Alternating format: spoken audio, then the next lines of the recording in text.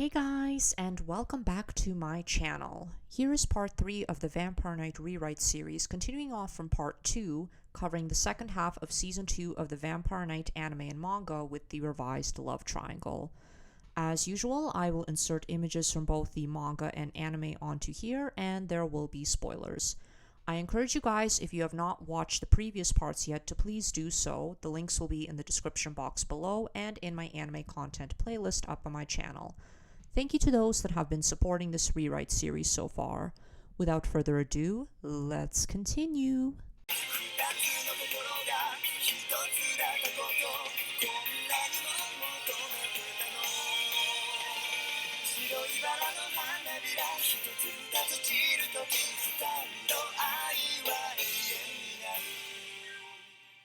Episode 8.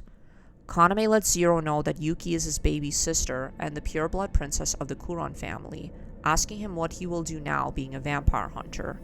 As Zero was in shock upon hearing all this, Kaname takes Yuki to the headmaster's private quarters without Kai and Cross being present. Yuki now fully remembers her past, that Kaname was her older brother, and her parents sacrificed themselves so that Rito would not be able to lay harm to Yuki.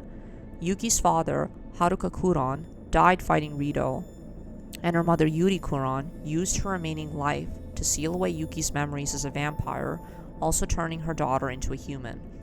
Like in the canon manga, Yuki's backstory before Headmaster Cross saved her remains unchanged in this rewrite.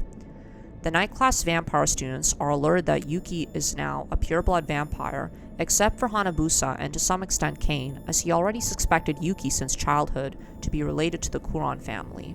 Kaname meets up with both Hanabusa and Kane, both cousins pretending to play dumb with Kaname, knowing that Yuki is directly related to him.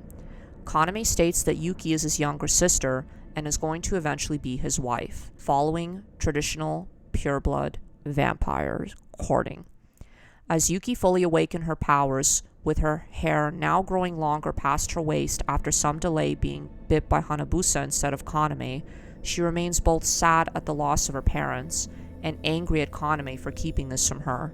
Yuki is adamant toward her romantic feelings toward Hanabusa, and thinks about him saying that he will come back for her, while worrying about Zero, as Kaname was using him as a tool, and she blames herself for it, despite not knowing fully what was going on.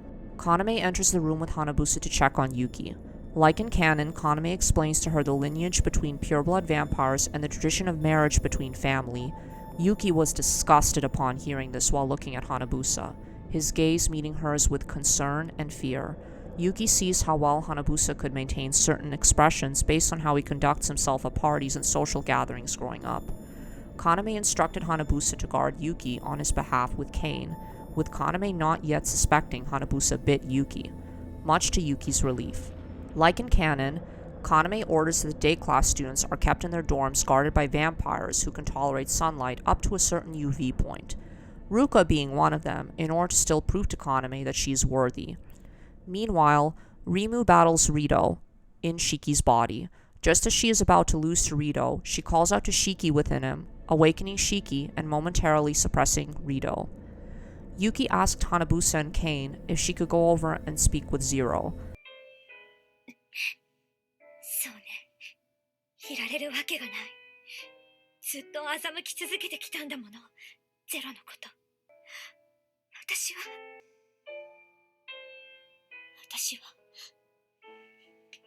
それでもゼロに会いたい。話を。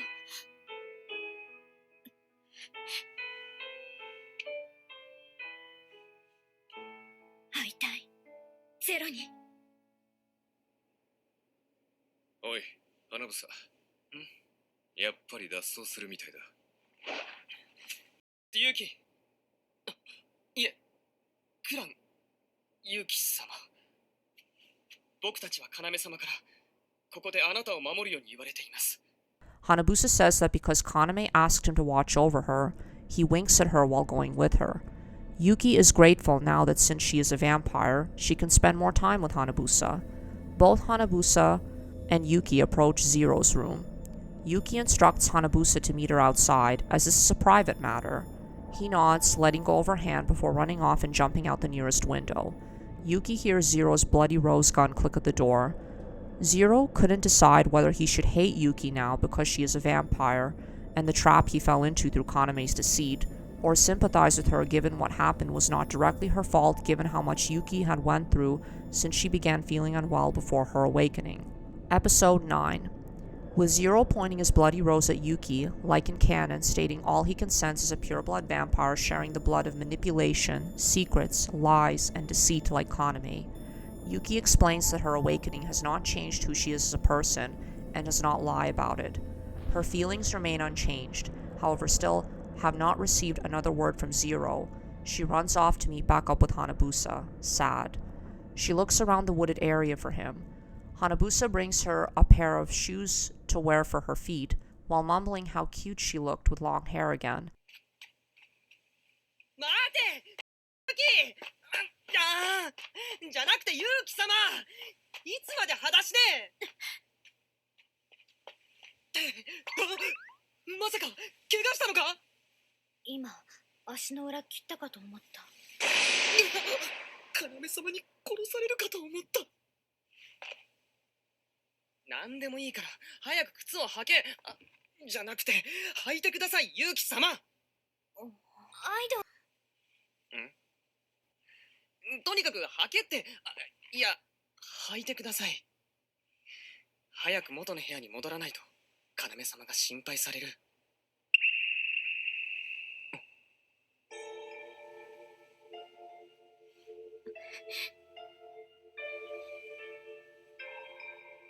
純潔の君が人前で泣くなんて聞いたことないぞ心の中でしか泣くのを許されないとしたら Because Yuki and Hanabusa are now dating, Yuki just calls him Ido, removing the senpai honorific from his name, and Hanabusa calling her Yuki instead of Yuki-chan, but also Lady Yuki. Unlike in the series, because Yuki grew up in a noble vampire family home, she's not initially turned off being referred to as Lady Yuki, having been around Hanabusa's sisters growing up and expressing more of her feminine side. When Hanabusa puts on her shoes, Yuki tears up because of Zero and the pain he's suffering, thinking that it was all her fault that she always needed him to protect her. She even looks to Hanabusa feeling the same, given that Hanabusa is now put in a position where he has to obey Kaname, while also indirectly breaking noble vampire law to be with her, given that he did not know that Yuki was the pure-blood Kuran princess. Hanabusa knows how much of a crybaby Yuki had always been. Even as a vampire, she had not changed. She replies back to Hanabusa saying that she feels responsible for what happened to both Zero and to some extent Headmaster Cross, given that both had done so much for her before she enrolled at Cross Academy in terms of teaching her how to defend herself in combat and helping her develop some form of human connection. She says to Hanabusa that she does not want Kaname to take her away from him and that she's willing to break ancient vampire traditions to be with him. Hanabusa wipes away her tears and takes her hand before walking back to meet up with Kane, assuring her that he will do his best to keep her safe. So, same as in canon, Kaname goes to where Rito's being kept and finds Ichiru, and as Ichiru opens the coffin, Kaname informs him that twins born within a hunter family will kill their sibling while still in the womb, and that Ichiru is the first he has met to have been born with his twin, while psychologically manipulating Ichiru in the process despite having reconciled with Zero over their differences since their parents' deaths. Kaname stabs himself to get Rito the blood he needs to revive himself. Since Rito is the master who awakened him, he cannot truly kill him. Headmaster Cross and Yaguri meet up on the school grounds, with Zero showing up informing them both that Kaname has kidnapped Yuki, and is at this moment more angry than sympathetic, as he cannot stand Yuki being a pureblood, even if Yuki did not know that she was born a vampire before becoming human. Yaguri throws Zero to the floor and leaves him there wallowing in his agony over Kaname and Yuki being related. Headmaster Cross helps Zero up, telling Zero that Yuki spoke with him as soon as she awakened her vampire powers, and that he promised Yuki that he would protect her, as he saved Yuki's life when she was small, taking her to the Ido family to keep her safe, maintaining her mother's dying wish. Zero, being aware that Yuki, having grown up with the Idos, still treasures the friendship she has made, and follows Cross to help him save Yuki from an unwanted engagement. Episode 10. Hanabusa finds Yuki through her blood scent. With her vampire eyes, Yuki for the first time sees the sun, being harsher instead of warm to her before taking Hanabusa's hand. ユキ、ヴァンパイアの瞳で初めて捉えた火の光は、アーさんが来てしまったじゃないか。帰るぞ。はい、優しいものではなかった。血の匂いがした。いろいろ敏感に感じるだろうけど、心配されるぞ。でも、とても嫌な気配がする。それに、引きずられるようにして近寄ってくる。我が主。 Headmaster Cross, Yaguri, and Zero evacuate the day class students through a secret elevator. Kageyama notices some of the girls are missing. Kind Cross orders the day class students to the auditorium while apologizing to Yuri that he could not fully keep his promise for Yuki growing up happy. Yuki goes back to the day class dorm to grab Artemis and dress up into her day class uniform. This part remains the same in canon, except Hanabusa does not protest, knowing that Yuki's capable of making decisions on her own and will help her. He teases her, saying that he still finds her cute, regardless whether she is a human or a vampire. Yuki replies back, saying that she won't mind him turning her into an ice Yuki if it pleases him before running off. Like in the canon story, the missing day class girls try to sneak a glance at the night class students, with level E vampires coming to ambush them, and two of the night class students with Headmaster Cross. Sayori goes off looking for Yuki as she had not returned back to her dorm for the evacuations. However, level E vampires begin to ambush her, with both Yuki and Hanabusa showing up. Yuki tries to activate Artemis, however her hand gets shocked, the weapon rejecting her. Hanabusa proceeds to freeze the level E's. ごきげんようお嬢さん。我々は久々にお会いする主への手土産を探している最中でして。誰？知る必要はない。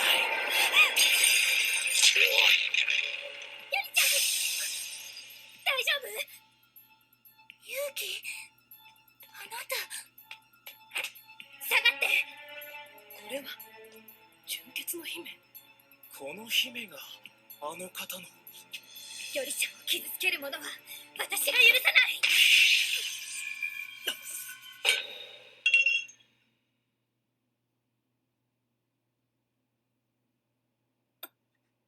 どうして？我が主のために。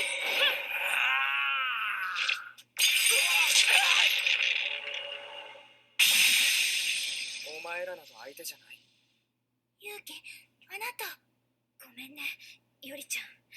今塵になった人たちは同じなの、私と。怖い思いさせてごめんね。バカ！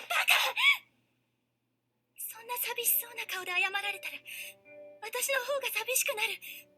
私はわけもわからないまま親友が戻ってこなかった方がよっぽど怖かった。Sayori sees Yuki's longer hair and paler skin. Yuki confesses to Sayori that she is a vampire and grew up in a family with vampires before enrolling at Cross Academy.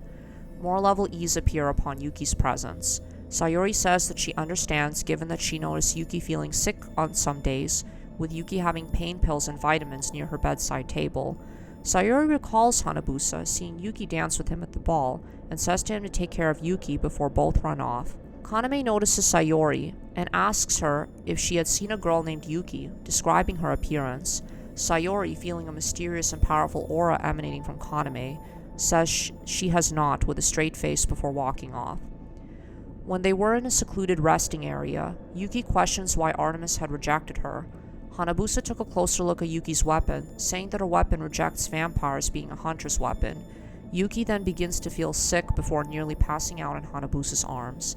Hanabusa says that being a vampire now, daytime is bedtime, before both fall asleep together. ヴァンパイアになったあなたには今がまどろみの時間なのだ。 After the pair wake up, Yuki remembers that she had a weapon Zero lent her that used to be his training gun. Yuki tells Hanabusa that she has an anti-vampire pistol Zero lent her that she kept in her dorm room.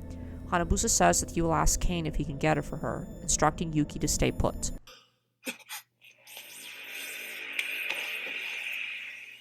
ご復活を心よりお待ちしておりました。リド様。ぼんやりと漂っていた忌まわしさが今はっきりとまがまがしい視線。私のせいでみんなを危険な目に遭わせるわけにはいかないんです。私は学園ガーディアンだから。違う、あなたは純潔の姫だ。そうでも人間として生きてきた。みんなに助けられてみんなを守る気になって、今それを否定されたら私。だからってアルテミスさえモテないのに。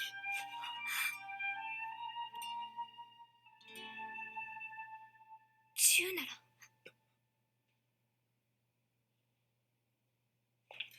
しょうがないから。いいアイドか、外に出るなよ。鍵は開けていくけど絶対に出るなよ。アイド Okay, so this part with Zero remains the same as in canon, given that Kaname still visits Headmaster Cross, not revealing that he has plans later on to eliminate all the remaining vampire hunters, including Zero when the time is right.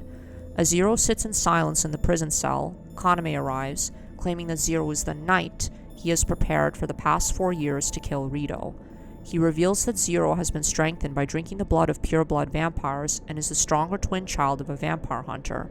When Kaname tells Zero to kill Rito, Kaname reveals that Rito will keep hunting Yuki until he devours her, and claims that Zero will never betray Yuki, despite Zero questioning Yuki's morals, while also being suspicious of what Kaname was saying to him.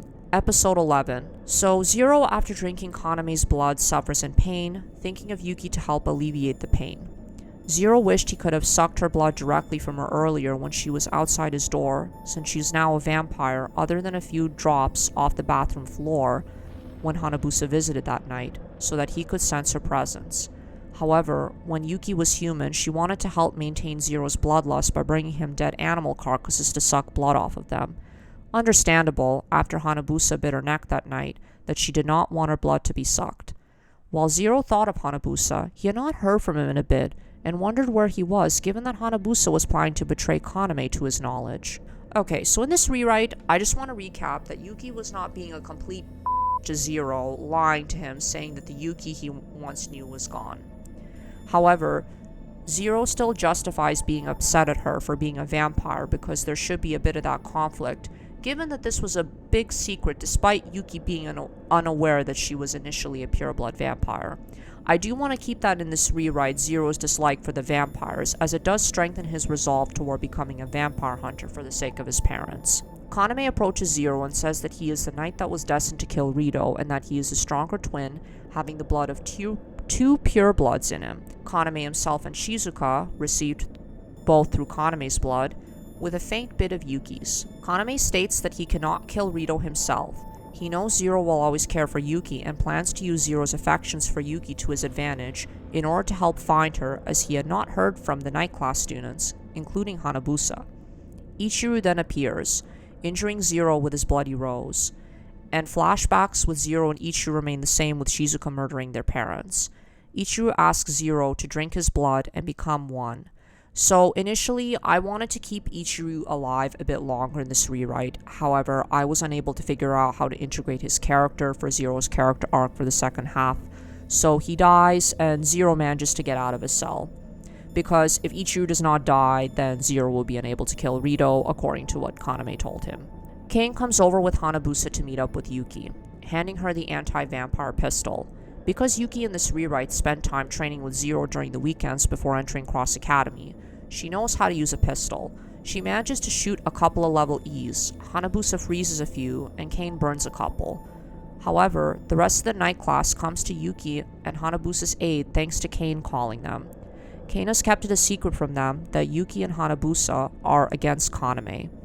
Also, Shiki and Rimu finally wake up before the episode ends. Episode 12. With the battle continuing across Academy, Rito Kuran shows up. Rito compares Yuki to her mother before having his servants attack the night class. Yuki, being unable to wield Artemis, takes out her pistol Zero lent her that Kane got for her. When the light begins to fade, Artemis begins to change shape. However, in this rewrite, Yuki is not fully capable of wielding it immediately because of her vampire powers. The weapon still rejects her. The level ease back away from fear of Yuki shooting them upon seeing the anti-vampire hunting weapon. Back at the Senate, Kaname begins turning all the members to ash as the building begins cracking from his rage. The Hunter Society president is also there, hoping to obtain some of Ichiro's blood to maintain his beauty, his face cracking apart like a doll. However, disgusted with the human that he's been doing business with, Ichiro kills him. Kaname arrives and learns that Rito was being used by the Senate as he can be manipulated so long as he's fed. Ichiro creates a distraction and flees into a secret passage. Ichijo arrives at the exit of the passage, however not wanting to kill his grandfather. Kaname collapses the Senate building. Back at the Cross Academy, Yuki now sees Rito in person, but gets captured. Hanabusa tried to freeze Rito with his ice powers, however, Rito easily deflected them. Yuki calls out to Hanabusa. Rito taunts Yuki, stating that this was exactly how her mother called out for her husband when in distress before her death, while hitting the nail on the head, seeing that Yuki having affections for a level B vampire, indirectly breaking traditional pure blood vampire law. ジュリの娘だ。話しなさい。ジュリの香りだ。ジュリはもう少し従順だったよ。そう、僕に初めて血を吸われた時は。もちろん。やめろ！花房。ほら、呼んでごらん。助けを。ジュリはそうしたよ。僕に初めての血を捧げている間、はるかと涙ながらにね。あれは傑作だった。何を。愛しい人の名前を呼んでごらん。すべきことは。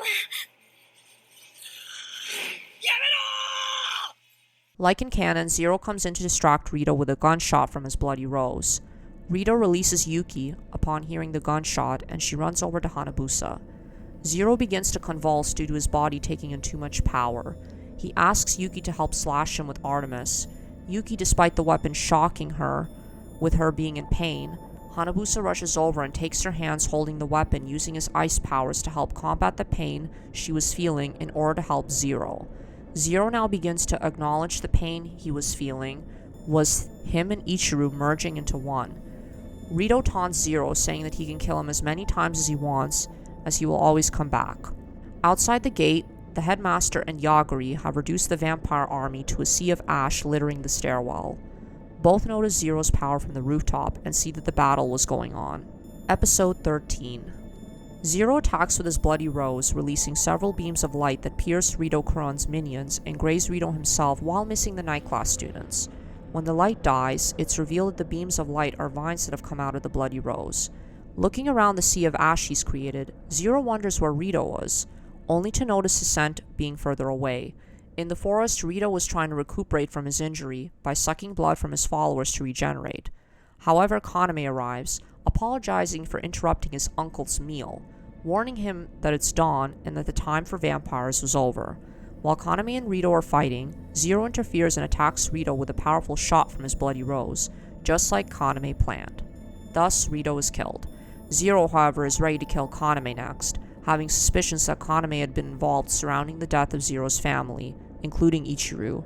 Kaname had said before that Zero would never betray Yuki and will come back for her when the time is right, leaving Zero shook up and angry. Kaname tells the night class students that he is disbanding their classes because they were all only pawns that he gathered to protect Yuki. Hanabusa laughs on the outside while on the inside he was angry at him before saying that if that had all been true, they would have been dead by now. Kaname looks at Hanabusa, seeing his fake persona act again, and suspects that Hanabusa had something to do with Yuki awakening her vampire powers, breaking traditional pure-blood vampire law. As the moon dorm collapsed with the night class students disbanding and Kaname leaving Cross Academy with Seiren, Ruka, Kane, Hanabusa, and Yuki secretly meet up. Hanabusa and Yuki will have plans to return back to the Idol Mansion after Kane reported back to Hanabusa earlier regarding Kaname's plans. Yuki asks Kane why he and Ruka couldn't come with them. Ruka says that it would be too dangerous given that Kaname's after Yuki, and she tells Hanabusa that Kaname plans to take something very precious to him. Hanabusa, not understanding what Ruka meant that was precious to him besides Yuki, nods before both pairs go on their separate ways. Rimu and Shiki find Ichijo's sword in the Senate rubble. After Kane and Ruka leave to go grab their belongings, Zero shows up with Sayori as the morning sun comes up. Yuki goes over to hug Sayori, crying that she will have to leave Cross Academy. Zero pops a couple blood tablets in his mouth, with Zero apologizing to Yuki, however says the next time they meet will be different, not directly saying that Zero would try to kill her. Sayori ushers Yuki to return back to their dorm room so that she can help pack up her belongings. Zero looks over to Hanabusa, saying to take care of Yuki and make sure that she does not fall behind in her schoolwork, as he saw the effort she was putting in toward matching up to be worldly and brilliant. Zero, with Sayori's help, will make sure Cross Academy is safe. Back in the dorm room, Sayori lends Artemis to her, sealed in its holster. Yuki lends Sayori her pistol that Zero lent her, saying that whenever she gets into trouble and Zero is not around, to use this as self-defense. In this rewrite, I will plan to make Sayori a relevant character to the plot during the second half of the series. Yuki looks in her drawer, seeing the rose Kaname gave her after returning from summer break, throwing it in the trash can. Sayori asked Yuki about the rose. Yuki said that Kaname gave it to her over the summer break, but she does not want to keep it anymore. Hanabusa comes in to check on Yuki unannounced, already having packed up his belongings. Yuki gets flustered, calling him a pervert. Sayori giggles at the interactions between the two. Hanabusa says to Yuki that they should leave before the sun rises any higher. Yuki hugs Sayori goodbye, saying that they'll always be best friends, with Sayori teasing her back to go with her boyfriend. Kai and Cross greets both Yuki and Hanabusa, saying that he will watch over Zero for her and keep the day class students safe. Yuki hugs Kaien goodbye, with him crying, saying that he finally got a hug from her. Kaien then turns to Hanabusa, saying that when both return back to the Idol Mansion to speak with Nagamichi and make sure Yuki does not get herself into any trouble, Hanabusa nods, thanking the headmaster for his help with Yuki. Zero looks off into the sky, remembering Yuki's face. Yuki remembers this at the same time while walking with Hanabusa, saying that she'll be waiting for that day to come for the next time they will meet. And that's how Season 2 ends in this rewrite.